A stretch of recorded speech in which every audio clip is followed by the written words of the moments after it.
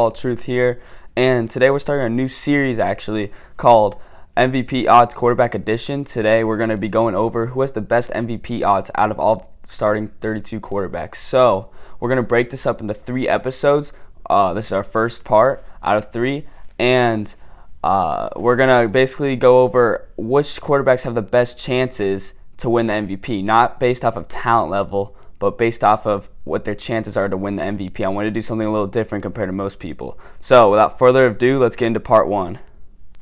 So at number 32, it's not very surprising that I have Tyrod Taylor there, hopefully.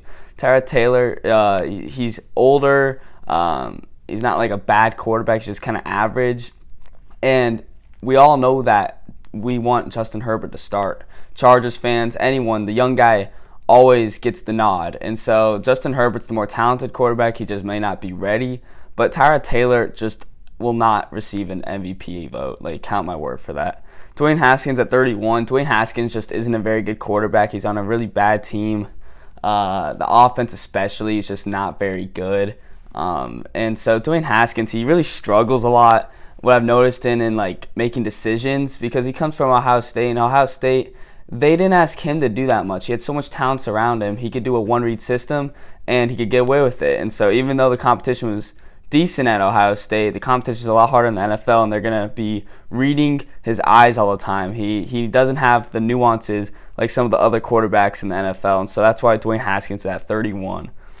Number 30 is Gardner Minshew, and hopefully you guys are picking up that the bad teams usually tend to be at the bottom. Sorry if you have a bad team.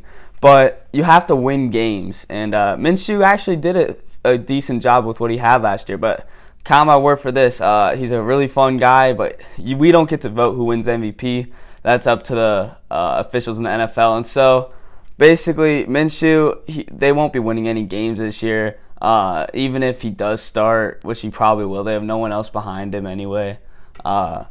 Minshew, he's not going to get any MVP votes, unfortunately. He has a very lackluster offense, and that whole team's just a mess right now. He got rid of Leonard Fournette, so he doesn't even have a run game at this point. It's really unfortunate because Minshew's such a fun guy. And 29, we have Tua. And I know he may not start, but Ryan Fitzpatrick will never get an MVP vote, even though he's been on a quarter of the NFL teams. Just Ryan Fitzpatrick, he is what he is, you know. Tua at least has some potential. It's a high draft pick, and Miami offense is looking a little better, I'd say. With the running game, they have Jordan Howard and Matt Breida to help out Tua, and Devontae Parker's is number 1, and Mike Gesicki's also a good tight end. So we'll see if Tua can crack any MVP vote, but I'm doubting that these guys in the 20s and even the teens probably won't get MVP votes. Remember, MVP votes, I remember Russell Wilson has never even gotten an MVP vote. So just keep that in mind of, it's usually almost unanimous. Lamar Jackson, I think, was the first unanimous MVP. And so it's very hard to win the MVP, especially if you're as great as Russell Wilson. So number 28, Nick Foles. I didn't even know who to put, Foles or Mitch Trubisky. I decided to put Foles here.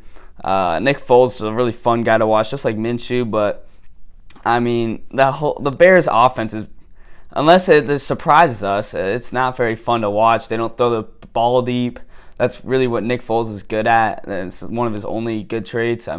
He has come in clutch, which is why he's a little ahead of Gardner Minshew, Tua Tagovailoa. But he hasn't done that in 2 years, and he needs to prove that he can win. And if he could win, I could actually see him somehow getting some MVP votes, but it's really, really slim for Nick Foles.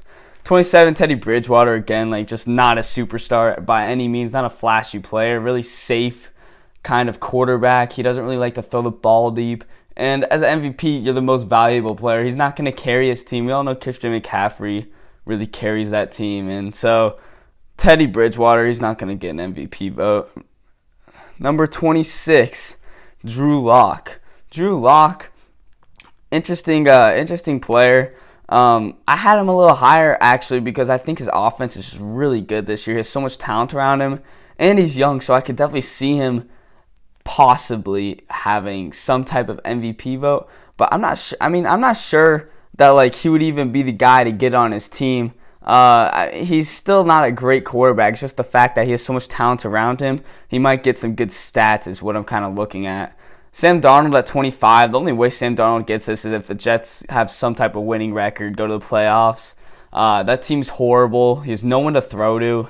Denzel Mims is injured still, so I mean he really has no one. Jameson Crowder, like that's it. Sam Darnold, I mean, like you can still win the MVP by not being on the best team.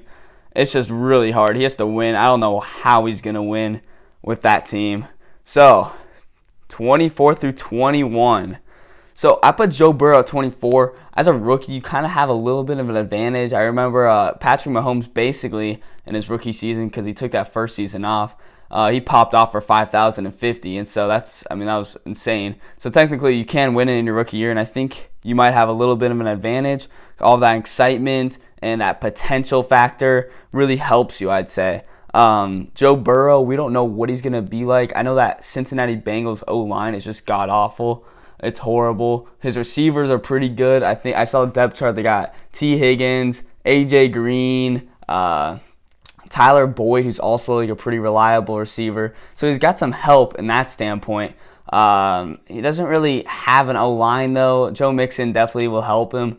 I think it's going to be a really tough learning curve, especially with the fact that how bad the Bengals are. They're in a tough division as well, and so I can't really see them winning enough games for him to even be considered, if you know what I'm saying. Jared Goff at 23. I don't really like Jared Goff. I'm not a huge fan of him. He's a really boring quarterback. He should be a lot better based off of the team he's on, but unfortunately, he's really just a system quarterback at best. I can't believe he was picked ahead of Wentz. He has some production. It's not that that's a problem, and the fact that the Rams can win. It's just the fact that he's not a fun quarterback to watch, and people know he's a system quarterback. He's been in the league for, this might be his 5th year, I think, and I mean, the people know what he is. He's replaceable. If anything, you can honestly switch Joe Burrow and Jared Goff, in my opinion. Number 22, Daniel Jones. Daniel Jones actually had a pretty good season last year, I'd say. Very surprising. We all know he was a reach, but he wasn't bad by any means. Just got to work on the fumbles. He fumbled a ton, but his throwing accuracy I thought was actually pretty good. Kind of scary, to be honest. I wasn't expecting that much from him. But Daniel Jones, if the Giants somehow win the division, Daniel Jones will be in consideration for MVP votes. I guarantee you that. Again, the chances are slim when you're working with the Cowboys and the Eagles. So we'll have to see. Derek Carr at 21. People know what Derek Carr is. Just kind of like a better version of Jared Goff, I'd say. Kind of a system quarterback. Really never likes to throw the ball deep for some reason. Hopefully, the thing is, the reason he's at 21 is because they got Henry Ruggs now. I think he might throw it deeper. I mean, John Gruden will probably fire him if he doesn't. But Derek Carr does not even carry that team. It's really Josh Jacobs on that offense who really like moves the chains. And so I can't really see Derek Carr getting any type of MVP votes unless he has a season he had about 3 years ago when he actually was considered probably like a top 10 quarterback. He was doing pretty good that season. All right, guys, so that's the end of this video. That was part 1. We'll have 2 more parts where we go way more in depth on the quarterbacks. We go into their strengths and their weaknesses. So for the top 20 quarterbacks, make sure you tune in, okay? That will be coming out in the next few days. So without further ado, have a great day. Please subscribe and like this video so we can help grow this channel. And Football Truths, peace out, guys.